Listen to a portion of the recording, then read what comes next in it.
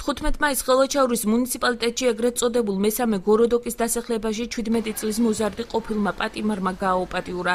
შემთხვევა ღამის 11-ის ნახევარზე მოხდა. მოზარდი ეჭვმიტანილმა სახლიდან მოტყუებით გამოიყვანა და კორპუსიდან მოშორებით ავტოფარეხების უკან გაიყვანა.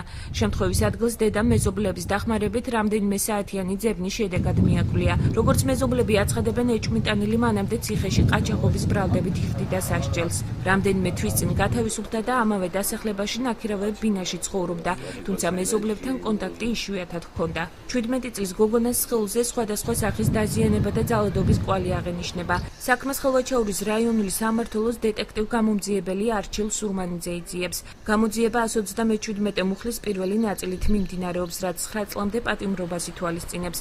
გამოძიების ინტერესებიდან გამომდინარე სატელევიზიო კომენტარისაგან სამართალდამცავები თავს იკავებენ. 15 მაისს საღამოს სამსახურიდან რომ დავბრუნდით, ჩემი შვილი სახლში არ დამხვდა, მეზობლებთან ერთად დავიწყე ბავშვის ძებნა.